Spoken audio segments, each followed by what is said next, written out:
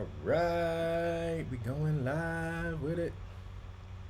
We're going live. Let's see, click here on live. Okay. All right. If everybody can hear me, please drop a one in the chat. Want to make sure all of the technology stuff is working well. Make sure y'all can hear me loud and clear before we start moving forward. See, we got some folks on. Welcome, welcome, welcome. Drop a one in the chat if you can hear me, and then also let me know where you're tuning in from, and let me know how long you've been playing keys, or how long you've been following Gifted Hands. All right.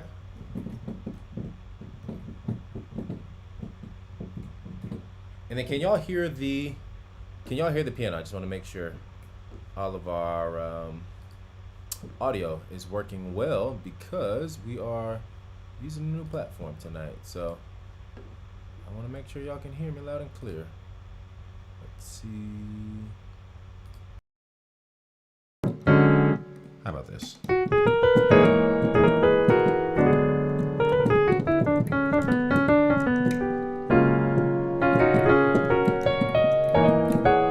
Welcome, welcome, welcome.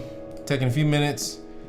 Drop a one in the chat if you can hear me loud and clear. Just want to make sure that everybody is able to hear me and able to hear the piano. All right. And then also let me know where you tuning in from.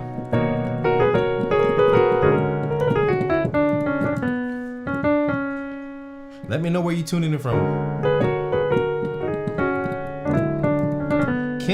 What is it? Kendi? Okay, I see Kendi is on the call. What up, what up, what up? Where you tuning in from? St. Lucia, all right, from the islands. I've been to St. Lucia and St. Kitts a couple times. Beautiful, beautiful places. Love it.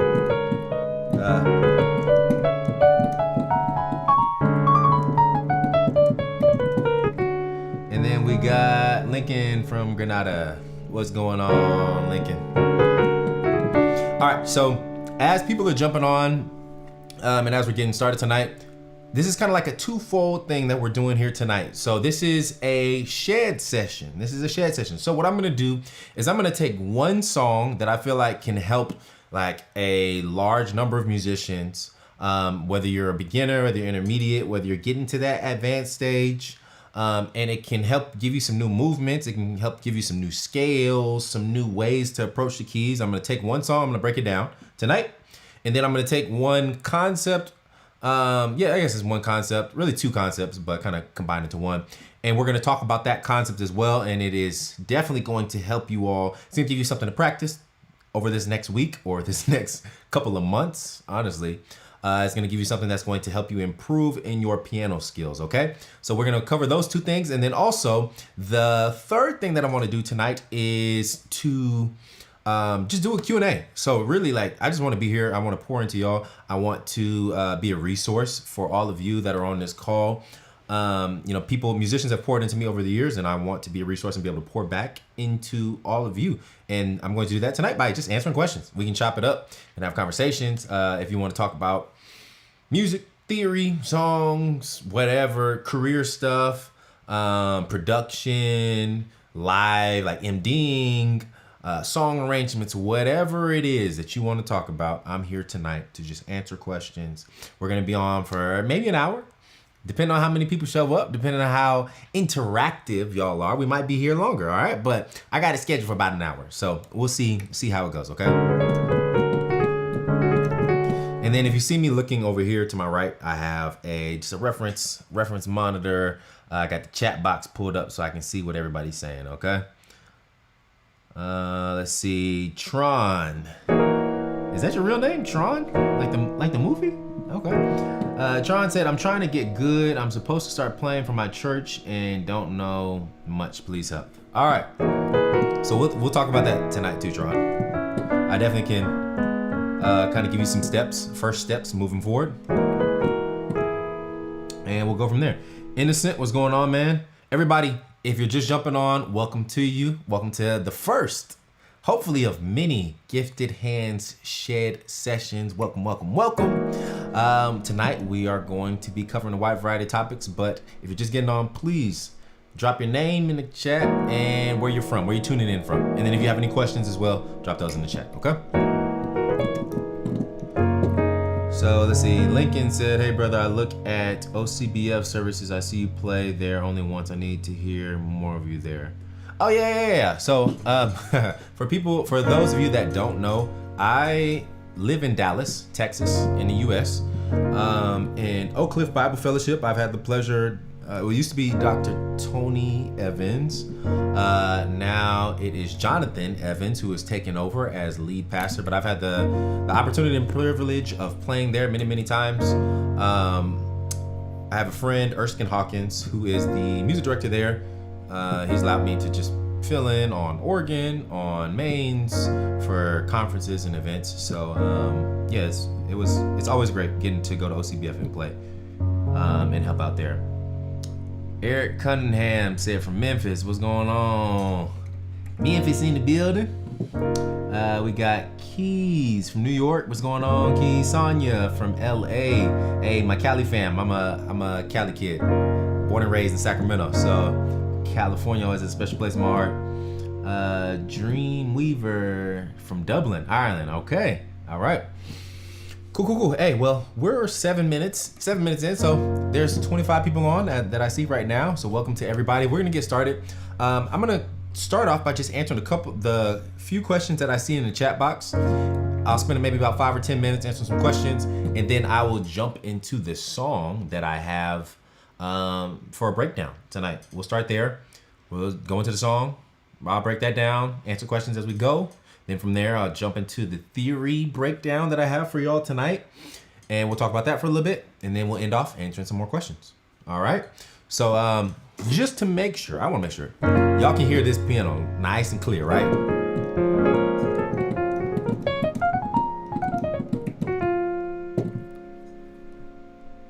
All right. We got Terrence in Houston. Cool. I love all the comments I'm seeing in the chat. All right. So let's jump into it.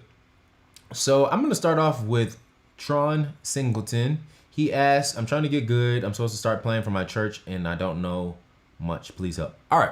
So I think this is a great place to start. It's just at the beginning. Why not? If you are a beginner pianist, if you're getting ready to play for your church, or if you already play for your church and you are looking for just like the basic pathway, it's like, all right, I'm in the first year, or even if I'm in the first 2 years, the first 5 years, I still feel like I'm a beginner. I don't really know what to do to get better. What are the first few things, the first steps that I should take as a gospel musician to make sure I set a solid foundation so that I can have a good, long-lasting, impactful career, to where I'm pouring into my church, I'm pouring into my band members, I'm impactful to my music ministry, all of those things. I think that's a great place to start, and then we'll kind of build on top of that, okay? So the biggest beginner difficulty that I see it's a blessing that at Gift of Hands, we've had over 1,000 students come and take our master classes, go through our membership sites. It's probably over 1,300 at this point.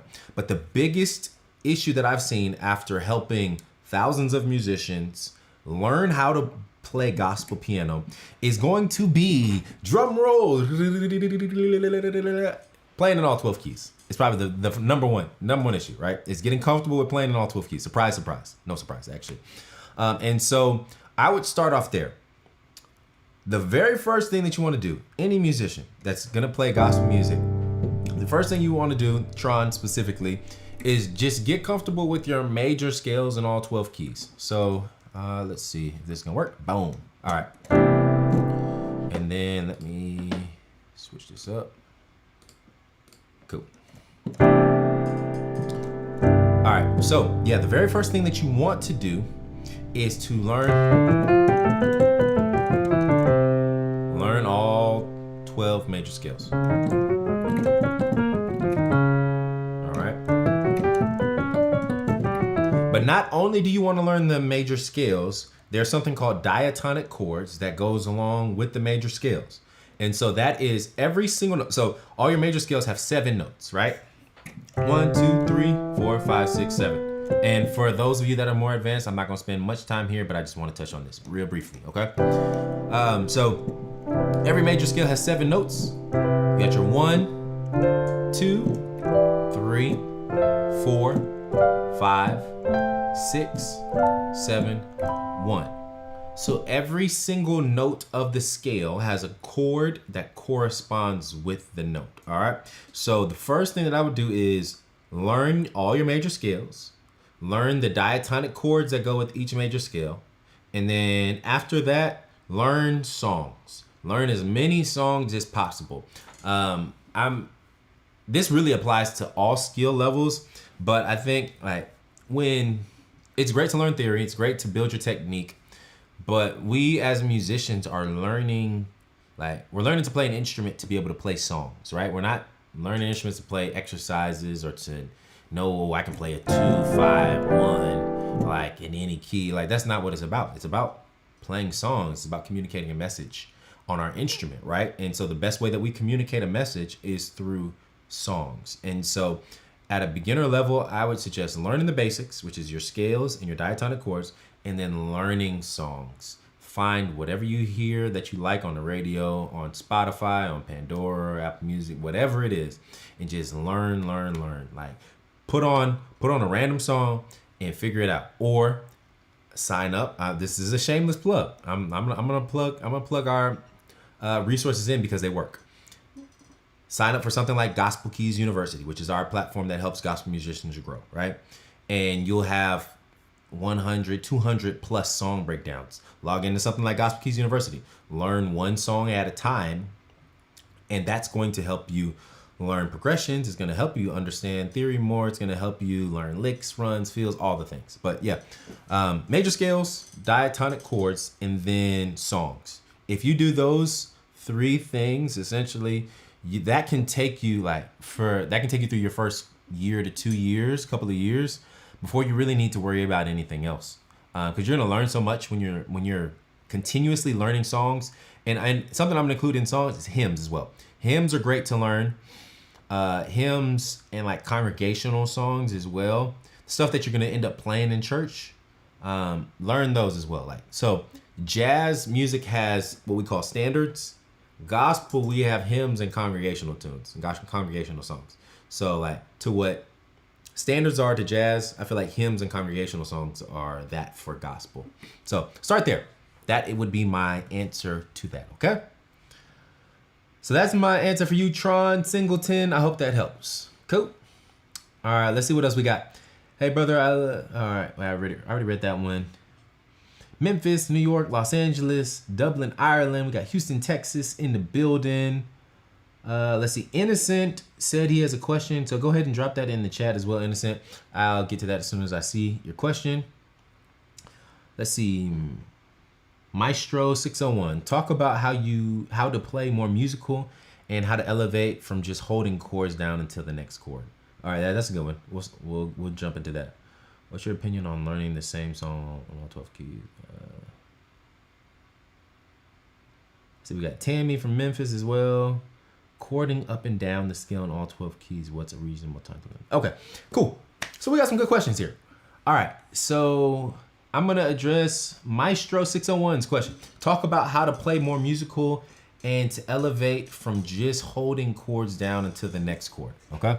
So I just had a live training with our Gospel Keys University members earlier today, and I used the same song example, so it's fresh, top of mind. I'm just gonna use that. PJ Morton and Dwayne, I think his name is Dwayne Wood or something. PJ Morton wrote the song, I believe, but Dwayne Wood is the artist, I guess, who originally sang it. It's called Let Go and Let God. There's a song called Let Go and Let God, right? Song goes like this. Soon as I stop worrying how the story ends, I let go and I let God. I let God have his way. That's when things start happening. I start looking at it. I let go and I let God. I let God have his way. Okay, so that's the song. And so I guess a beginner's approach or a basic approach to this song would be Actually, that chord is not basic. Let's see. It might be. Soon as I start worrying how the story ends, I let go and I let God. I let God have his way. Okay, so I'll say the first step. So this is for Maestro 601. This is for you. The first step in learning how to really just step outside of holding chords, it's actually not about learning theory. It's not about learning passing chords and progressions and moves and all that. Learn the record. This it sounds so simple, but it took me so long from the time when I was a kid. I started playing the piano at like 2 years old. I probably was 15, 16, 17 when I actually started learning records the way that they were played. So let's think about this. When we have a Ricky Dillard, Tasha Cobb's, whoever's album that comes out, Ty Galbraith, whatever art, Jonathan McReynolds, whatever artist you can think of, when they record an album, whether it be studio or whether it be live, they're going to find the best musicians that they can find in the world. They're going to find the best musicians in the world, and they're going to find the best musicians that they can afford, right? Because everybody got budgets. So when it comes to albums, most likely you're going to have some of the best gospel musicians in the industry playing on those albums. And I'm talking from personal experience here, so maybe this doesn't apply to you. Let me know in the chat if it doesn't. But something that I was so like stuck on was like trying to find tutorials on, hey, can this person show me how to play this song? Or how does this person play the song? Or let me look at this cover and see how they play it. The gold in music is in the album. It's in the original recording. It's in the record. Because the best of the best musicians are playing on records. So if you think about your favorite musicians, Mike Burrell, Corey Henry, Jaden Arnold, Josh Orr, Bart Orr, whoever it is that you can think of, Sheree Reed, Calvin Rogers, Snoop Evans, Justin Ray, whoever your favorite musician is, Justin Savage, it don't matter who it is. Whoever your favorite musician is, they are playing, like they make a living by playing on albums and playing live. But the best of the best musicians are playing on records. So you're not actually listening to the best musicians. You're not learning the most from listening to a cover and learning from whoever's playing a cover or learning from whoever's playing a tour. You're going to learn the most from transcribing albums. So my suggestion for Maestro, for you, would be to take the time to develop your ear, improve your ear training, improve your ability to play by ear, so that you can sit down on your own at your house, at your church, wherever you're at, and you can learn note for note, like what's going on in this song. If they do...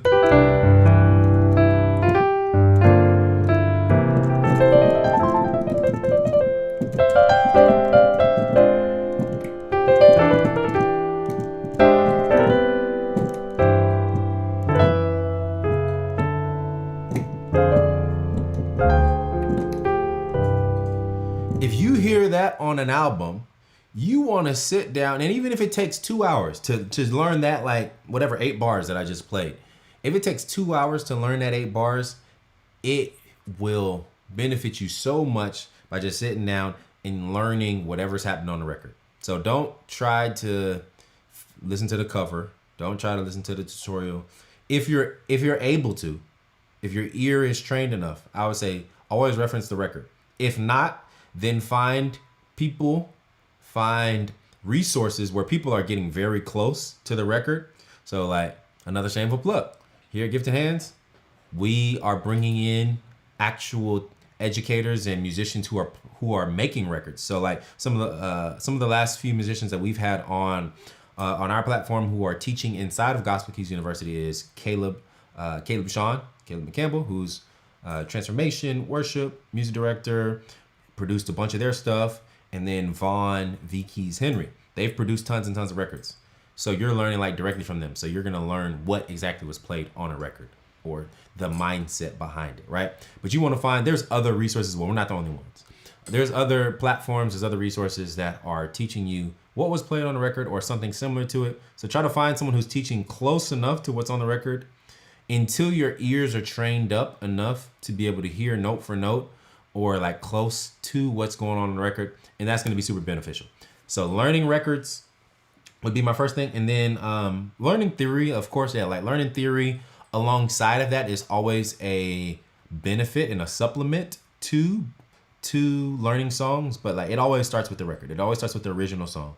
And then theory is the supplement to help you understand and apply to other songs what you're learning here. So it's like, I learned this move. If I learn, or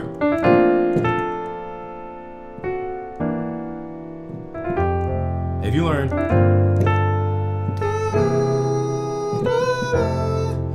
if you learn that, right?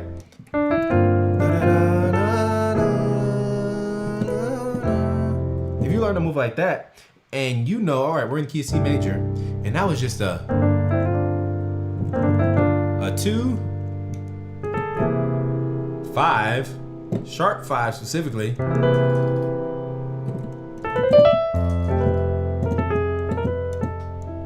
To get to the 4, then you can apply that to any key. To any key, sorry. You can apply that to any key. Whoops. Right, that's in D flat. Let's go to G.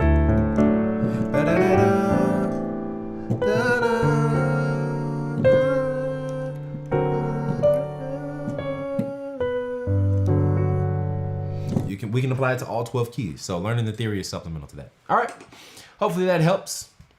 Let's see what we got going on over here in the chat. Let's see.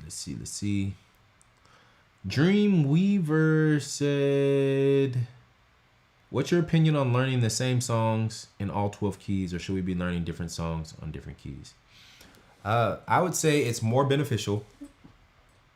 Yeah, I would say it's more beneficial to learn one song in all 12 keys than it is to learn 12 songs in one key. Especially if that one song is challenging for you. That's a caveat. And actually, that was something that I was going to mention earlier, or later, but I'll mention it now. Is a lot of times I see musicians, especially with the musicians that I get to sit down and talk to, and and help coach, is we get stuck in this rut. And I will make this about me too. So like, no shame on y'all. I sometimes get stuck in a rut. Musicians can sometimes get stuck in a rut of playing the songs that we already know, the songs that we're comfortable with, past the point of comfortability. It's like, all right, you got to memorize. You got this song memorized. You done played "I Am a Friend of God" by Israel Houghton 1,000,000 times. You done played "Trading My Sorrows" 1,000,000 times. You know how to play it back and forth. You know how to throw the reharms on it. You know how to throw the passing chords on it. It's time to learn something else that is going to challenge you a little bit more. Like, it's great. It's a great song. Yes. But let's keep learning more songs that keep pushing our skills forward. Okay? And so I think it is beneficial to learn one song in all 12 keys if that song challenges you, right? So like one of the first songs I remember that I ever learned in all 12 keys was it was Total Praise. So Lord, I will lift mine eye to the hills.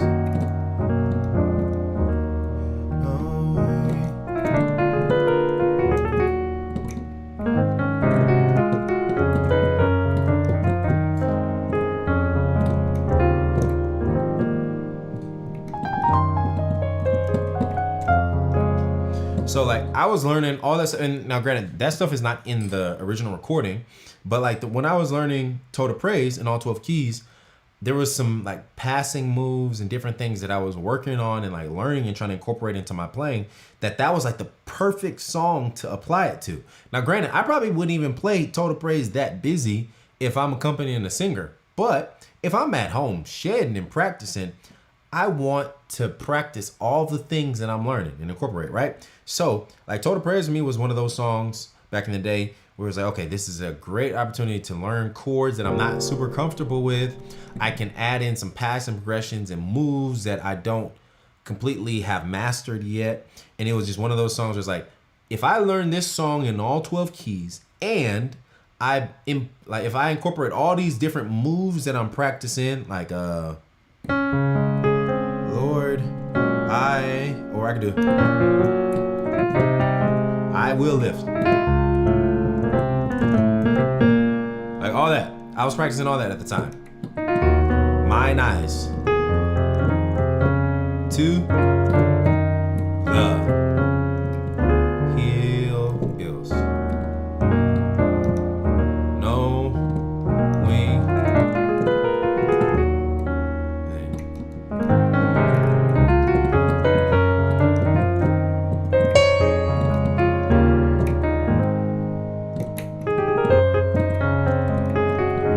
if I could add all of that stuff into the song in all 12 keys, not just in D flat, but in like E.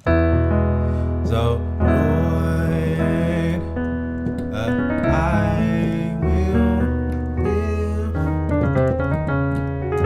mine eyes to the hills.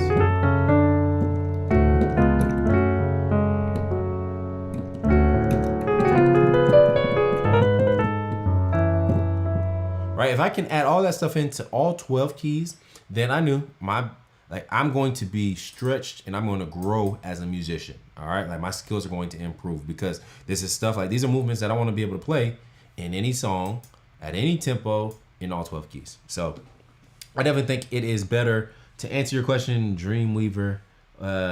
It's definitely better, in my opinion, to learn one song in all 12 keys than to learn, like, let's say 12 different songs in 12 different keys. Okay.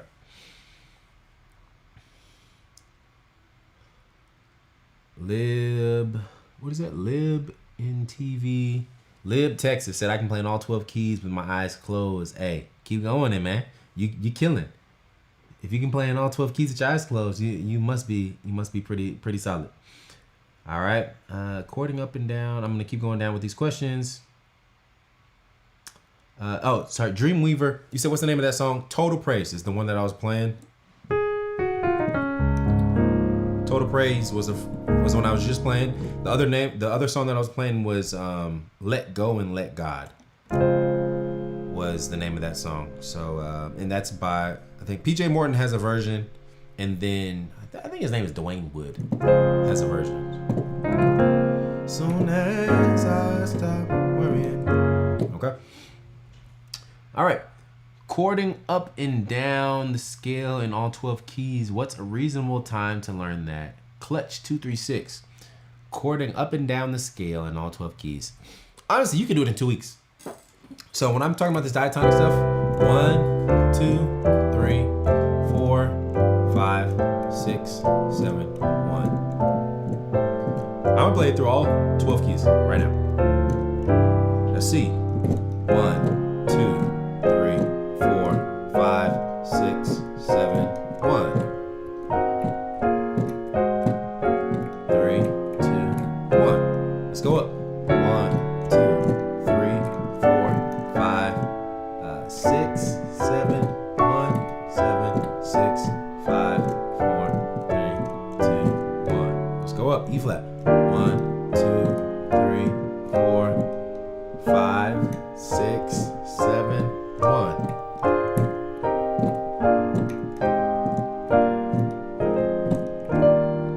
Now let's go to E major.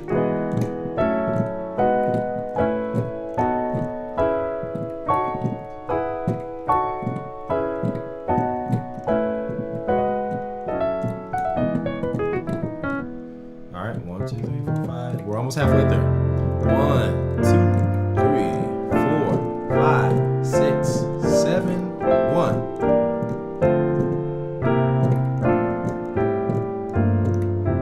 All right, that's F. Let's go to F sharp. 1, 2, 3, 4, 5, 6,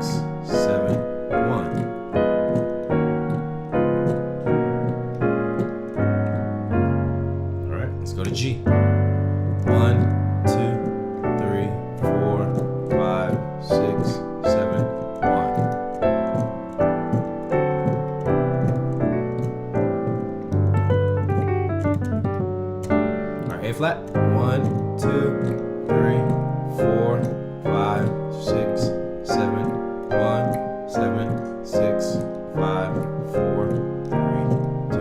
There we go. The 1. Let's go to A. 1, 2, 3, 4, 5, 6, 7, 1, 7, 6, 5, 4, 3, 2, 1. B flat. 1, 2, 3, 4, 5, 6, 7, 1.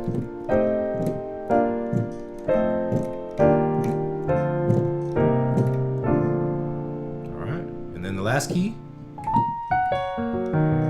B major. 1, 2, 3, 4, 5, 6, 7, 1. 7, 6, 5, 4, 3, 2.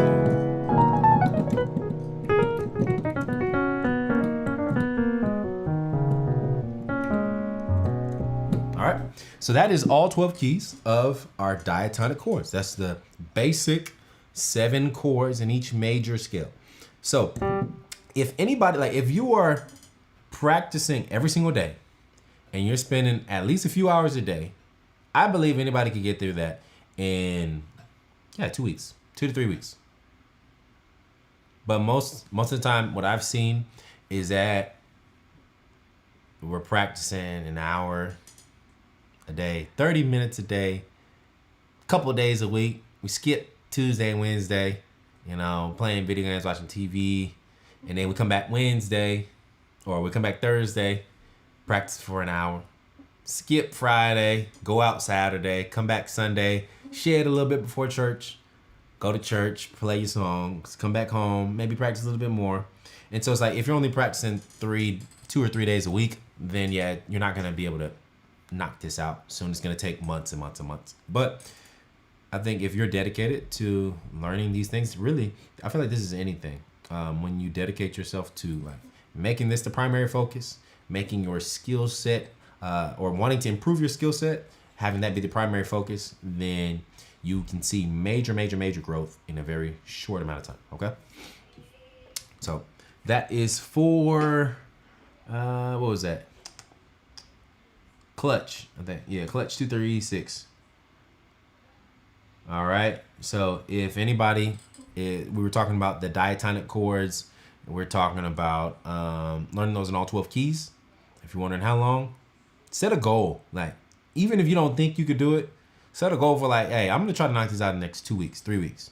Because I feel like if you learn that, if you learn your major scales, we talked about this earlier, but if you learn your major scales and you learn your diatonic chords in all 12 keys, you're better off than like 75% of most gospel musicians, because a lot of folks just can't play in all 12 keys, right? So just, it's hard at first, it feels hard, but sit down and learn this stuff because it's worth it. It'll stick with you. You'll use it for the rest of your career. I'm still playing these chords every single week, every single day, dang near. I played today for, like this morning, for a few hours. I was shedding some Ricky Dillard songs and like random jazz songs for a couple hours. And best believe, the diatonic chords are in most songs, even the advanced songs. They still have these chords.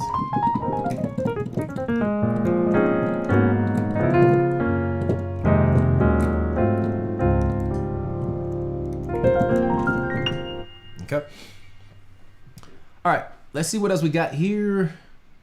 Let's see. Innocent says, sorry, sir, can you please talk about tritone chords and how to use them when you play some songs? What's the name of that? Oh, okay, let me see.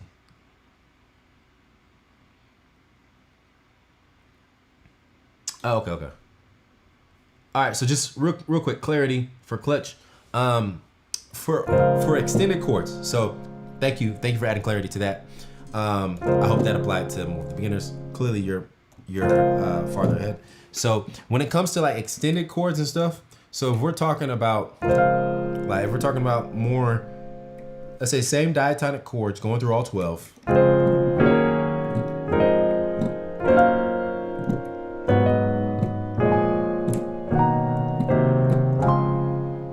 Like maybe you're adding some passing chords in there.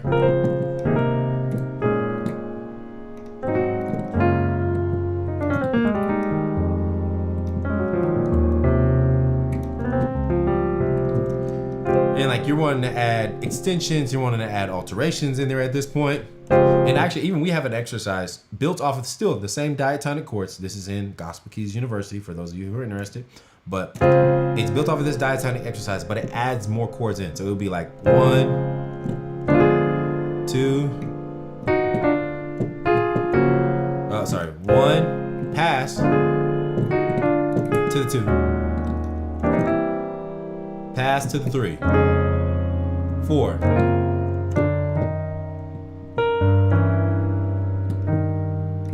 Pass to the 5, to the 6, pass to the 7, to the 1. So like we have exercises like that, right?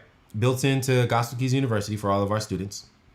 But something like that could definitely take more time. I would say that the basic 1, 2, 3, 4, 5, 6, 7, 1 takes a couple weeks, a couple to a few weeks, right? And then when you start adding alterations, different chord voicings, honestly, I'm gonna be straight up. I think it's like a never-ending journey.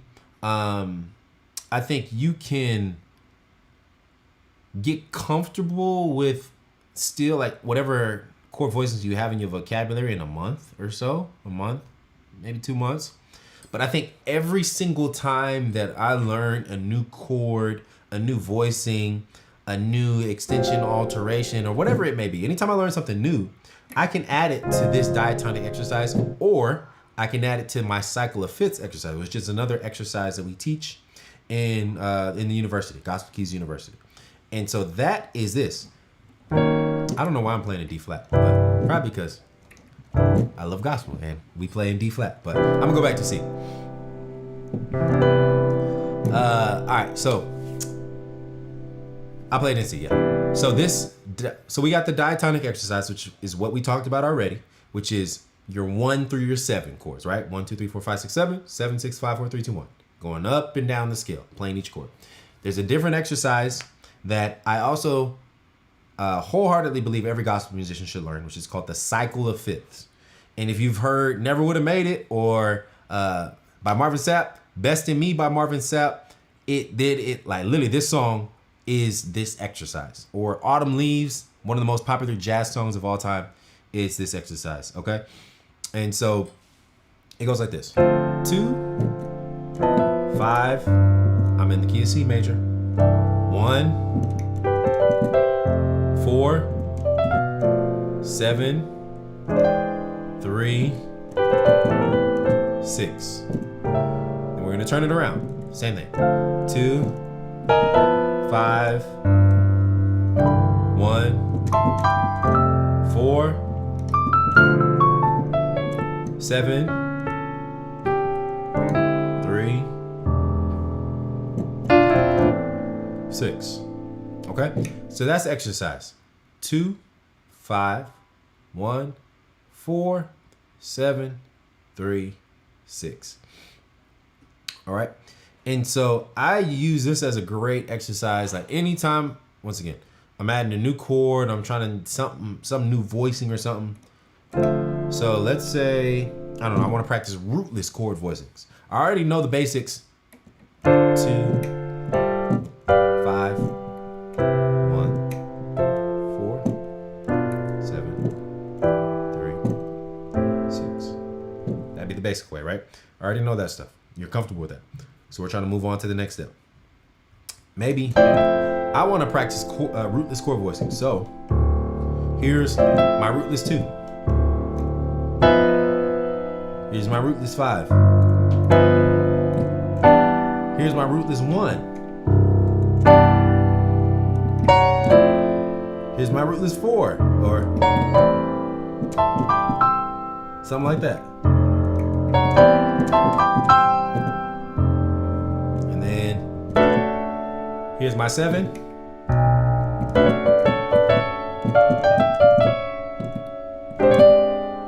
my 3. Whoops. 3.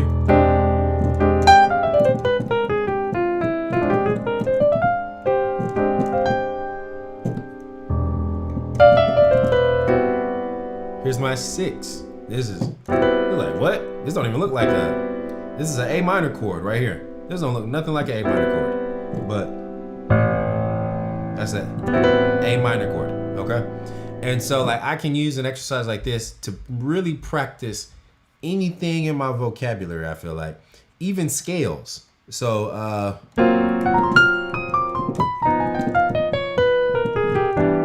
that was a 2-5-1, right? 2, dominant 2, though.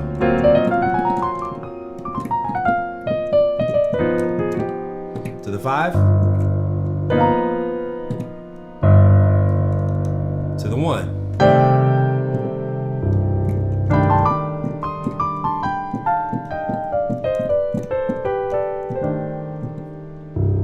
And I can go 4.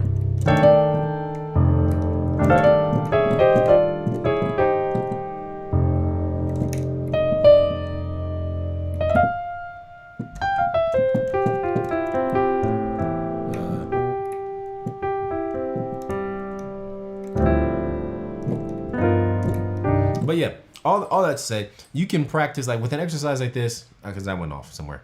But with an exercise like this, whatever's in your chord vocabulary, and every time you learn something new, you can apply it to exercises like this, which is why I say it's kind of never ending. You always, like, I like to go back and revisit stuff like this, just even as like a warm up.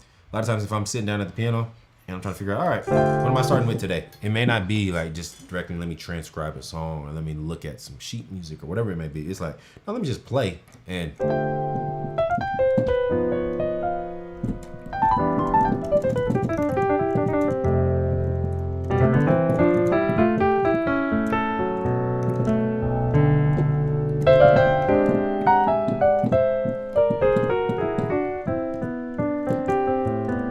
I might just start off playing like an exercise like that, which is just 2, 5, 1, 4, 7, 3, 6. Okay. So yeah, it never really ends. Clutch. Thanks. That's a great question. Appreciate you. All right. Boom. Let's see.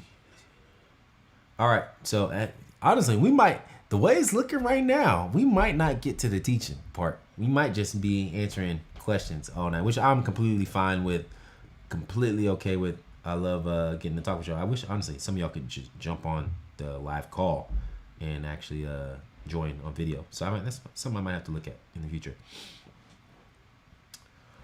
All right, let's backtrack a little bit. Let's see what we got in the chat. Let's see what we got.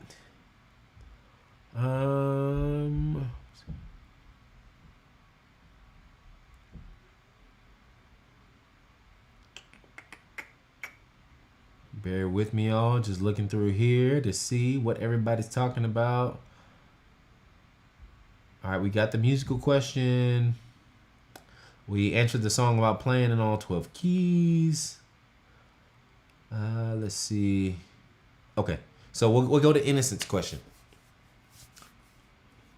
I'm gonna guess. Where are you from, Innocent? Are you from?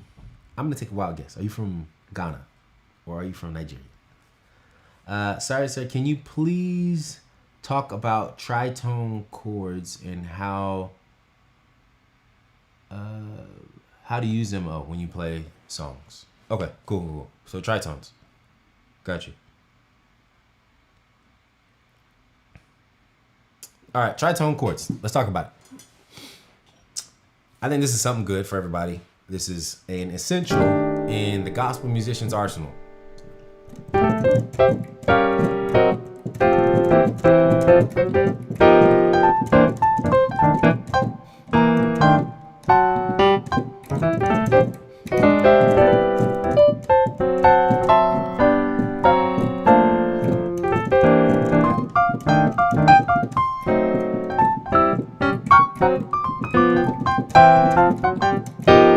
Bless that wonderful name of Jesus. Bless that wonderful name of Jesus. Bless that wonderful name,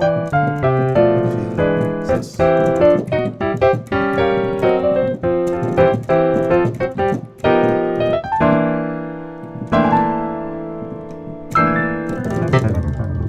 All right, so tritones. We don't talk about that.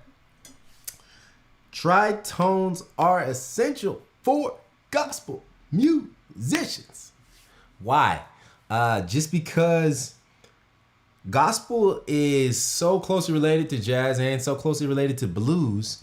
There's tons and tons and tons of like different styles of gospel that use this more bluesy sound. It's not like gospel per se. It's like taken from blues, right? So I'll start off with like congregational songs. When we're talking about congregational tunes, devotional songs, first one that came to mind was bless that wonderful name. Bless that wonderful name of Jesus. Ooh, bless that wonderful name of Jesus. Bless that wonderful name of Jesus. Ooh, no other name I know. Whoa, whoa. All right, bless that wonderful name. So a song like that is just one. Bless that wonderful name of Jesus. To the 4. Bless that wonderful name of Jesus. Back to the 1. Bless that wonderful name of, and then we're gonna do 7, 3, 6. 7, 3, 6. And we do 3, 6, 2, 5, 1.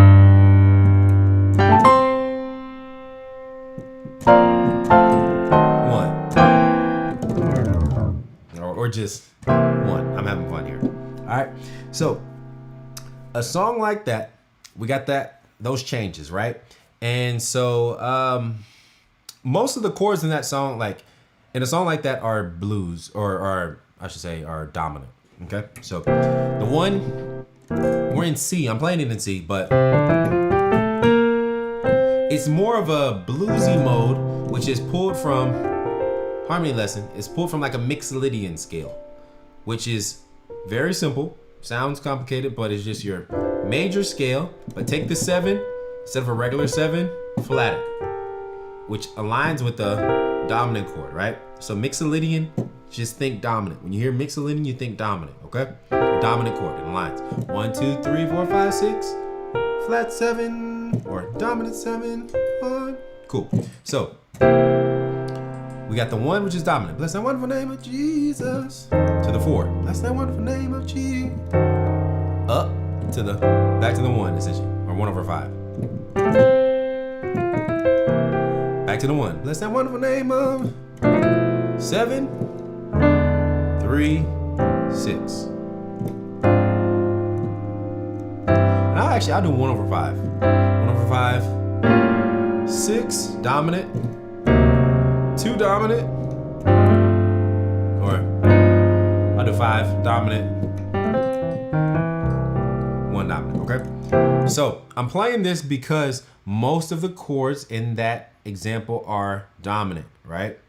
And so when you're playing this gospel, like traditional gospel, churchy, aka bluesy style, we're gonna have tons and tons of dominant chords. What does a dominant chord have in it? Can anybody tell me what is in a dominant chord that we care about? What is the interval?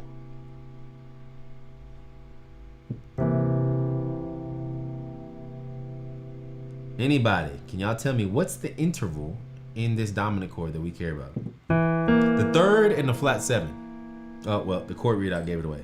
Okay, so it's a tritone. The 3rd and the 7th, or the 3rd and the flat 7th, make a tritone, right? They make a tritone. So that is super important because when you're playing with a band, when you have a bass player, which is hopefully what we're all working towards, is having a full band, keys, at least keys, drums, and bass is like standard, right? Even if you don't have organ, aux, guitars, at least we need keys, we need drums, and we need bass. We need those three crucial components. So if you have a bass player, then yep. Okay, I see. Dreamweaver and Dr. Cassie. Yes, y'all are right. Third and the flat 7 for the intervals. Yes. So when we have a bass player, they're covering the bass note, the root note, right, of the chord. So when I play this, bless that wonderful name, my bass player is hitting that C. He's playing the C right there. Excuse me. My bad, y'all. So bless that wonderful name of Jesus. Ooh. Bless that wonderful name. And then when I play this, you might be like, what the heck is he playing? It's just an F chord. It's just F, the 4. But I can play all these extra random notes because my bass player is handling that F, which defines what the chord is. That's that wonderful name of Jesus. And then I go back to the 1. And I can play my 1 like this because the bass player is handling that, right? And then I can do bless that wonderful name, the 1 again. Bless that wonderful name of, let's do, or, actually, I won't do that. 7, we'll keep it simple. 7, 3, bass player is playing the E to the 6. All right, that's an A minor chord. And we could even add this.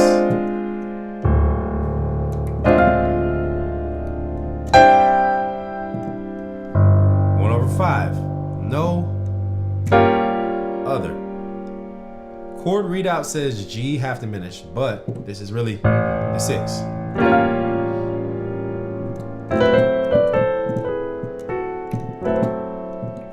This is a 2.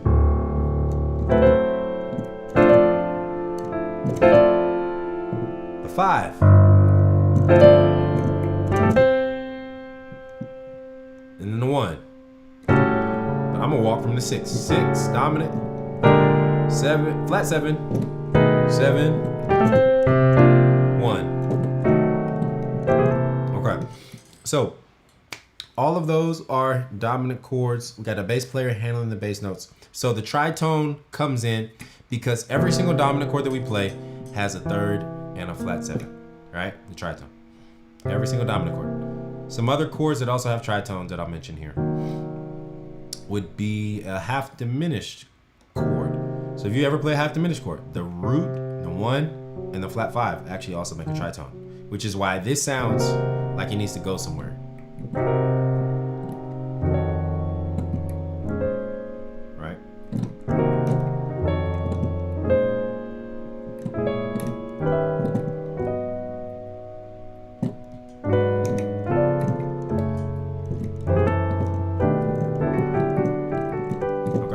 So half diminished chords sound like they need to move because the tritone interval, this interval of a tritone sounds really dissonant. It sounds uneasy, essentially. So like when you hear this, if I just held this and didn't go nowhere, if I just ended the call here, some people would be upset tonight. They'd be like, no way he did. No way he just left us hanging and he didn't resolve it. It's like there needs to be some type of resolution if I'm going to play this interval right here. All right?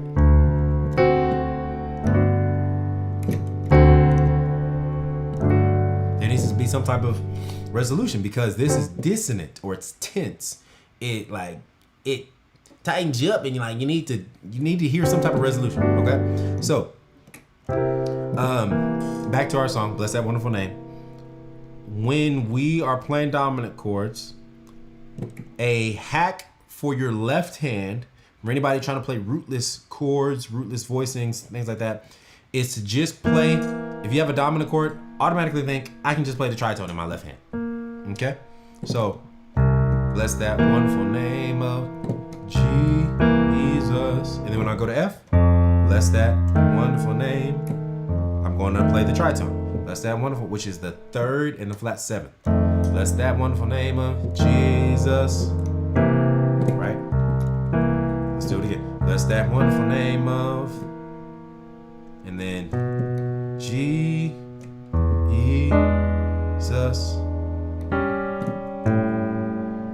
6. And I could do no other 2, no other name I know. Okay, so your left hand, to make it easy, can always just play the tritone of whatever dominant chord the song is calling for. Then that frees your right hand up, because let's think about it. If I were to play just a root note, bless that wonderful name of Jesus. Bless that wonderful name of Jesus. Bless that wonderful name of Jesus. No other name I know. Now, that doesn't sound bad, but like there's more options and there's more color that we can add to our chords, right?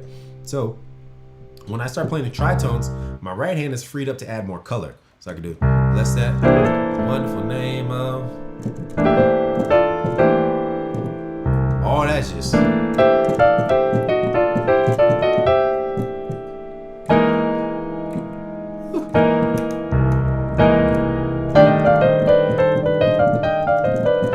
My right hand is free to just play.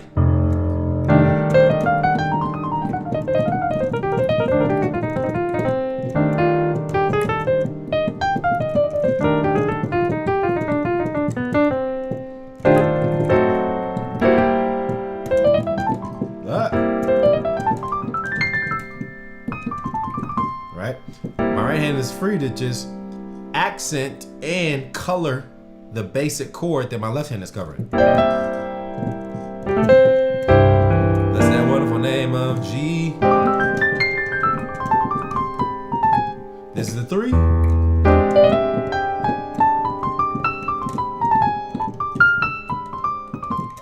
To the 6. And then, or, I know I'm playing more melodically, but this could even be with the chords. So let me, here's the 2. Here's the 2, or 5, or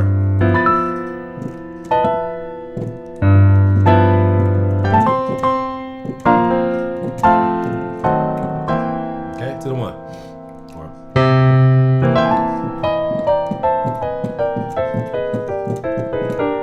so, to sum all that up, when we start playing tritone stuff with our left hand, our right hand is freed up to add more color, to add more complex harmonic stuff. It's freed up to add more melodic stuff. Like, you just have more the possibilities are endless. So that way, like, your left hand is doing the heavy lifting with the basics, and your right hand is just straight color. It's like, hey, whatever ideas you got, whatever you hear in your head, it's time to take off. Like, honestly. So that is the power of tritones. It goes way more. We can go more in depth with tritones. There's other stuff like tritone substitutions as well. But a lot of that stuff I cover inside of Gospel Keys University. So if you're interested, just sign up for Gospel Keys University, okay? And then actually I will take this time to talk about a giveaway. We are doing a giveaway, free giveaway.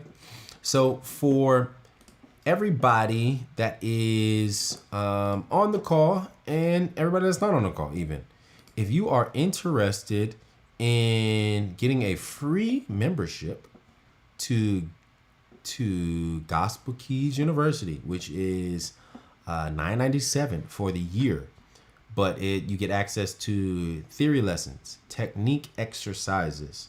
You get access to hundreds of song breakdowns. If you want all of that for free, we're doing a giveaway to where one lucky participant will get a 1-year membership to Gospel Keys University, absolutely free. I'm going to drop the link here for y'all, and you can sign up. All right, it's going to last for about a week or so, and yeah, we're just wanting to bless somebody in the community. So if you are interested, please sign up. Let me see how I can drop this in the chat. Am I able to add that here? Oh, cool. Okay. I think I can add it here. Boom. All right, the link I just dropped in the chat is for the giveaway. So if y'all are interested in winning a free year of Gospel Keys University, free membership, then go ahead and sign up. All you got to do is put in your name and your email, and that's it. It's real simple, real straightforward. All right, let's get to some more questions.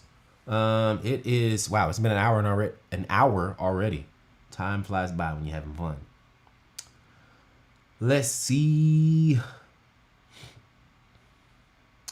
So Innocent, one more thing. Because he said, can you give me tritone exercises? I would practice just maybe moving in like fourths. Just hit the root note, the bass note, then the tritone, then move a fourth.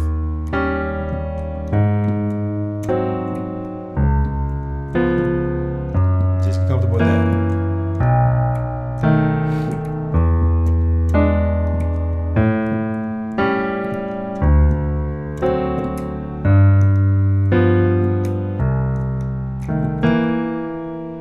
Yep, just get comfortable with that. That's a good exercise. And then what I was talking about with like congregational songs. So find a song, like a congregational song or a devotional song that y'all do at your church or that you've heard in your life, or just look it up on YouTube and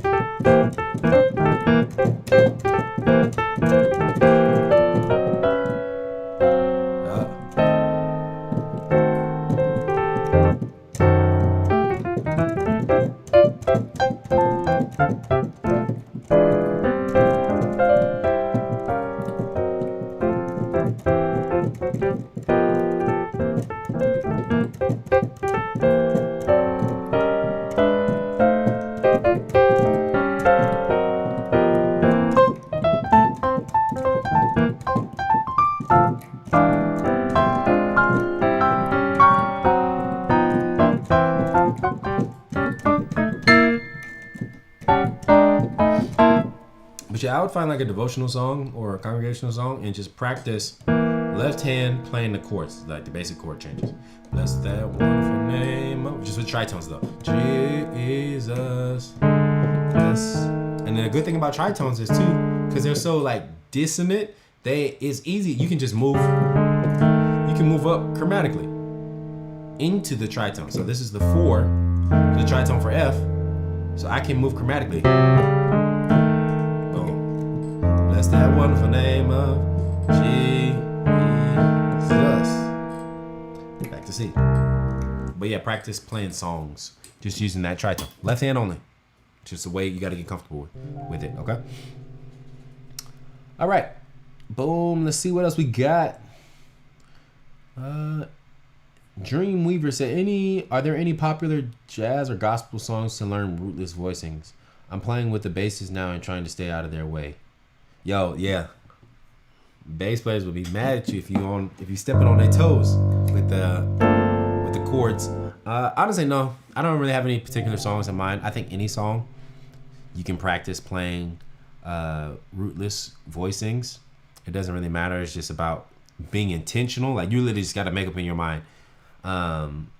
It could be a CCM song. Like we're doing Great Are You Lord on Sunday. And best believe I ain't playing, well, I mean, I might play a couple root notes, but I'm not gonna play many root notes. We're playing the song B, so I'll play the B. Let's see. You give life, you are love. You give life to the dark.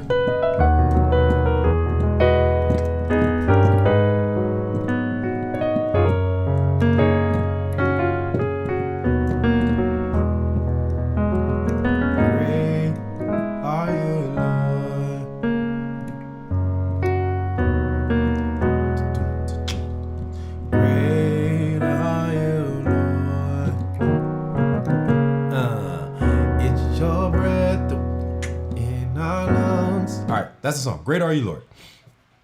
But if I was going to play it rootless, right, which if I'm playing at church, and now granted, every song is slightly different also, I'll say this. So not every song requires you to play like, because I think the more I'm approaching a song with like a rootless approach, the more extensions and the more like the busier I'm gonna be, honestly. I'll just be straight up. Like if I'm playing without the root, that usually means to me, oh yeah, I'm adding some color, I'm adding some flavor, I'm adding some extra notes in there, and I'm just a little bit busier. Just because I feel like the songs that require me to play in that way require more color from the piano, right? So if I was gonna play the chorus, it's your breath in our lungs, so we pour out our praise, pour out our praise. It's your breath in our lungs, so we pour out our praise. Great are you, Lord. Great are you, Lord. Like we could go crazy with the rootless chords, right? But it boils down to just you when it comes back to the question, which is how do I practice rootless chords? Being intentional about I'm going to play this song intentionally without putting the root in my left hand. So my left hand is going to be playing chords instead of the root note. So if the song is on the 4, it's your breath. Here's my 4 chord. Here's my left hand. Boom. It's your breath. And actually, I would say when I first started playing rootless chords, it was really helpful, really down there. Just put your right hand behind your back if need be. Like some people got self-control, you can just put it down, put it off to the side.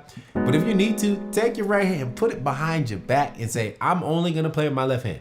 It's your breath in our lungs, so we pour out our praise, pour out our praise. It's your breath in our lungs, so we pour out our praise to you only. Oh, actually, that's not rootless, but here's rootless. Great are you, Lord.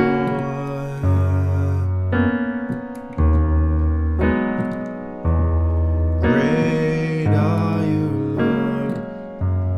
And something I figured out, like when it came to practicing rootless chord voicings, is that a lot of times it's an adjustment to your ear and to your mind, because this does not sound like a E major chord,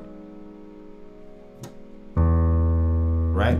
And so when you're first starting to play stuff like this, rootless chord voicings, I really have to get my brain in my ears to understand that this is E major. It don't sound like it don't look like it, but this is E major.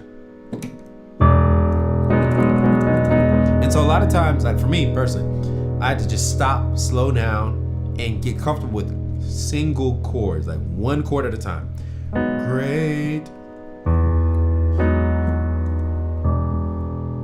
Even let me play with the root. All right, that's what it sounds like with the root. And then let me take the root away. Great. And then this is a G sharp minor chord. This is the 6 of B. It don't sound like it though, but great. Great.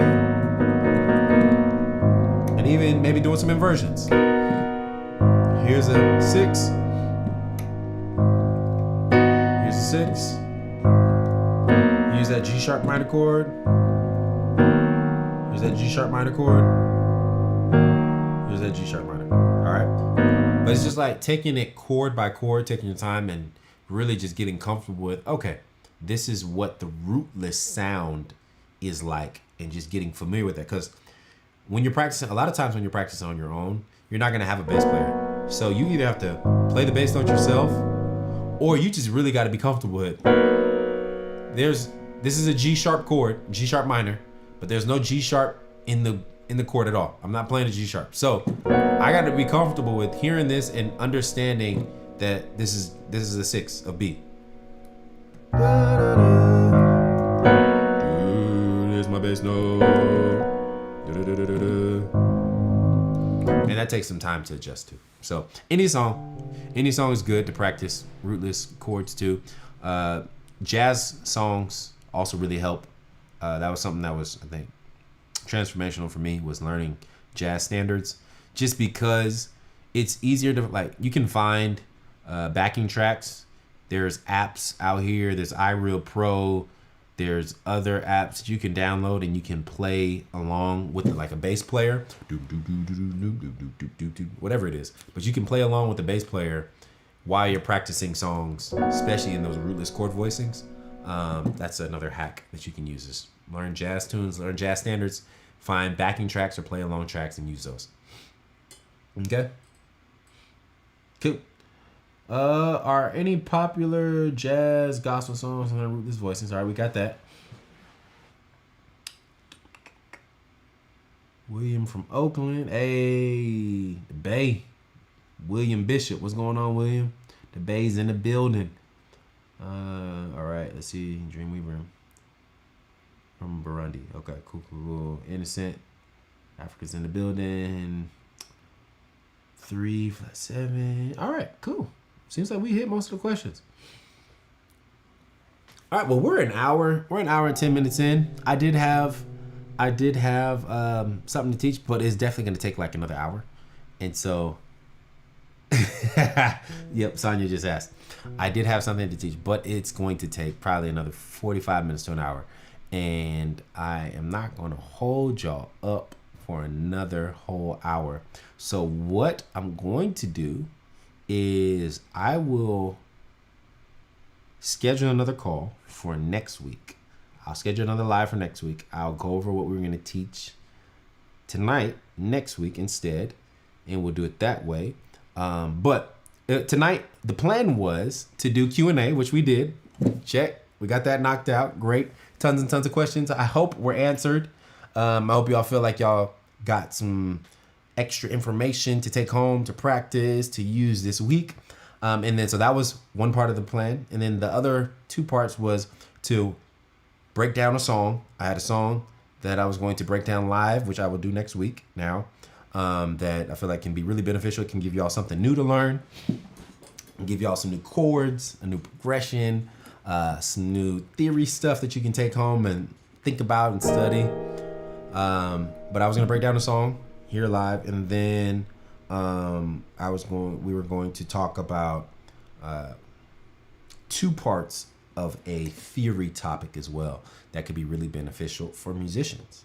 All right. We do not have time to go over all that tonight, but next week we're going to be back with another one.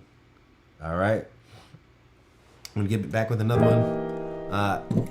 The hint for the song breakdown, at least, I'll give you a hint at the song breakdown. The song breakdown was Ricky Dillard. It was a Ricky Dillard song.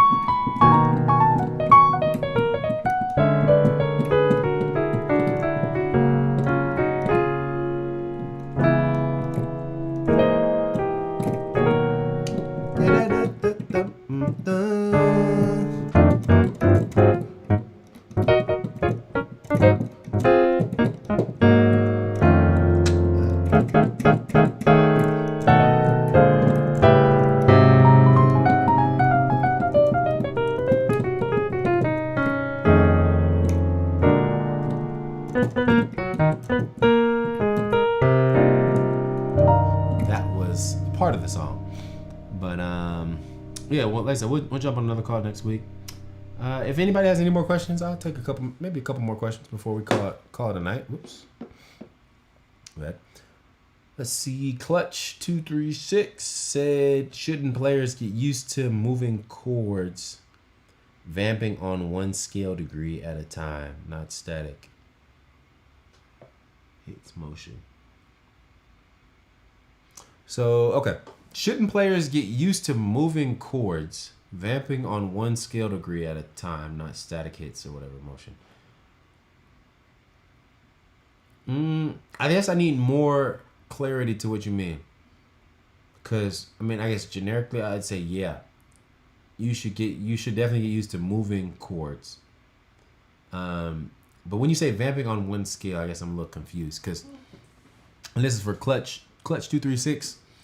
Because when you say vamping on one scale, like, in the simplest way, if I'm an F sharp major, I can do 1, 2, 3, 4, 5, 6, 7, 1, right? And I could play the major scale for all this, all those chords. Oops.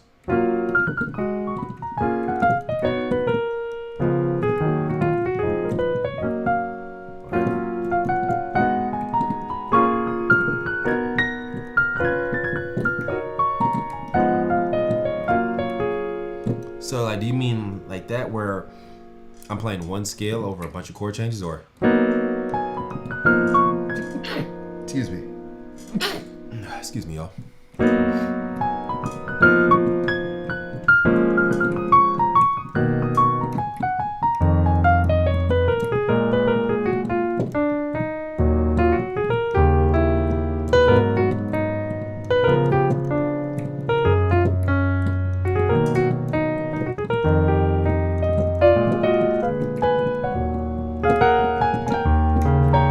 Now, granted, that's a little different what I just played because that was more than one scale. But I guess I'm just trying to understand the question. Because overall, I would say, yeah, it's good to learn how to use one scale over multiple chords. And it's good to learn how to, if there's a progression, to learn how to switch up scales in the middle of the progression, right? So here's one scale. From like a basic A flat Dorian to like a D flat altered to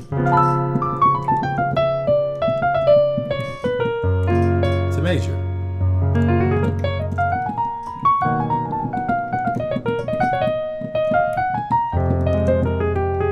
Then we go like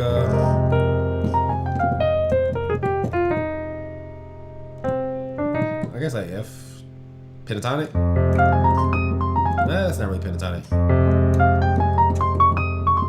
That's like F minor to B flat altered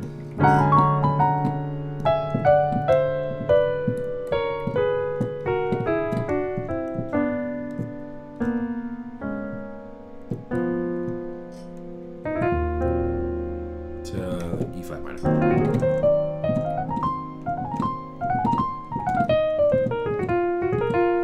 So there's a bunch of different ways to approach scales and chords, but I think you should learn every which way. Clutch said scale degree vamp.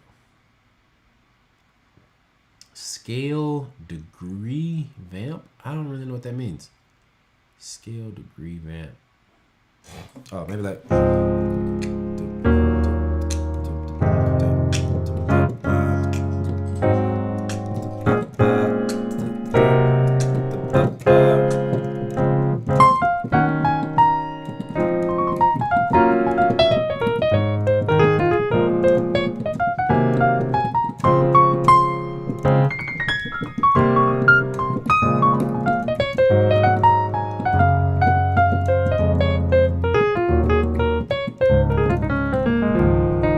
So something like that. If that's what you mean by like scale degree vamp, then 100%, yeah, do that. Okay.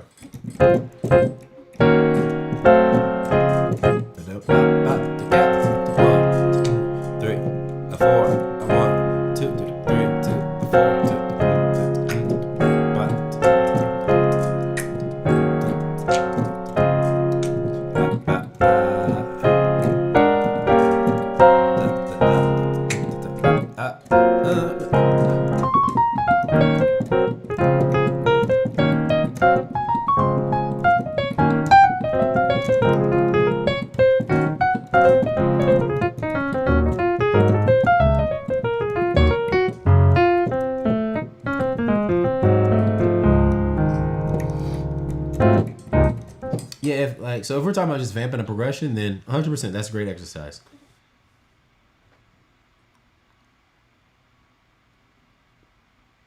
Yeah, definitely.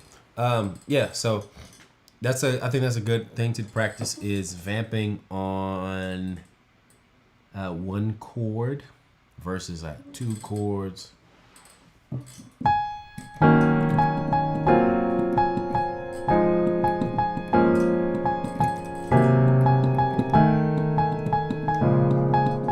You can hold one note in your right, or if you're vamping a chord progression, and then just try to get comfortable with coming up with solos and lines through that chord progression. So.